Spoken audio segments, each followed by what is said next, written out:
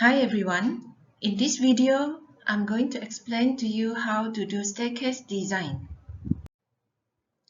At the end of this video, students will be able to know the technical terms of parts of a staircase, identify characteristic actions on a staircase, and how to perform structural design of a staircase. First, let's look at the technical terms of a staircase.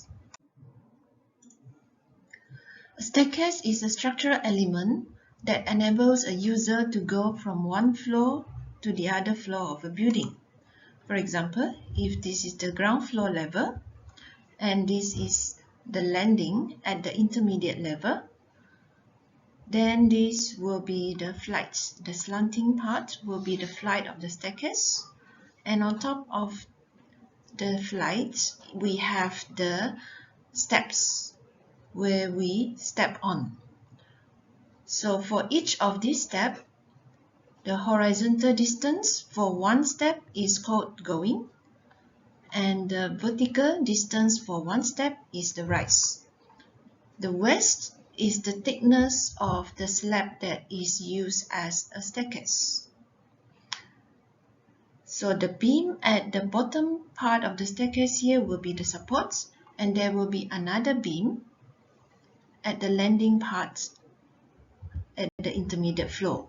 So these two beams, the beam at the bottom and the landing beam, will be the supports for this staircase. And the horizontal distance between these two beams will be the span length of this staircase.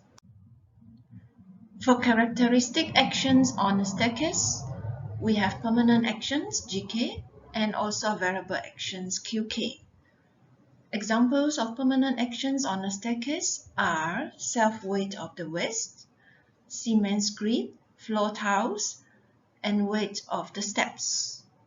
For variable action, we will refer to Malaysian National Annex Euro Code 1. To find the permanent actions for a staircase, we will use the steps given in this slide. To find the weight of waist and steps for a flight, we will first find the average thickness y using the formula given, which is y is equals to h multiply with g square plus r square and then square root and divide by g, where g is the going, r is the rise, and h is the thickness of the waist. Then we will find another average thickness t using this formula. And lastly, we can find the weight of waist and steps at a flight by multiplying the density of concrete, which we normally use as 25 kilonewton per meter cube, multiply with the t value. To find the weight of waist at landing, we will multiply density of concrete with the thickness of the waist. To find the weight of cement screed, we will multiply the density of cement screed with the thickness of cement screed that is put on the staircase. To analyze a staircase, we can either analyze it as a simply supported or continuous one-way slab. We will use the formula design load W is equals to 1.35 times GK plus 1.5 QK. If we design it as a simply supported staircase, the maximum bending moment will be WL squared over 8, and the maximum shear force will be WL over 2, where W is the design load and L is the effective length between supports. If you design it as a continuous staircase, the maximum bending moment will be W L squared over 10. To design the bending reinforcement for a staircase, we will find the K, Z, and AS required using the formulas given here. And then we are going to provide reinforcement with the AS provide bigger than the AS required that is calculated from this formula, And also at the same time, it must be between the AS minimum and AS maximum allowed in the Eurocode. For the B value, for staircase, we will take as 1 meter width. For secondary reinforcement, we will provide a reinforcement with an area slightly bigger than the AS minimum. For shear resistance of the staircase, we will find the VRDC using the few formulas here. And then we must make sure that the VRDC must be bigger than the Vmax, so that we do not need to provide shear reinforcement in the staircase.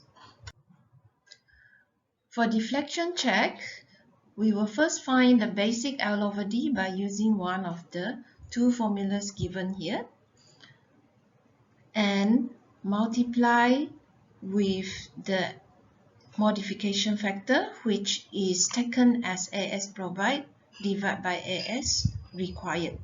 So when we find the basic L over D in this formula, the K value will be taken as 1 if you design as a simply supported staircase. K will be 1.3 if you design as a continuous staircase at one end. And K is equals to 1.5 if you design as a continuous staircase at both ends. And then we will find the actual L over D by calculating L divided by the effective depth. So we have to check that the actual L over D must be less than the allowable L over D in order for us to pass the deflection check. For crack check, we must check that the actual bending reinforcement spacing must be less than 3H or 400 mm, whichever lesser. And also the actual secondary reinforcement spacing must be less than 3.5H or 450 mm, whichever is lesser. This picture shows an example of a staircase detailing. That's all for this video. Thank you for watching.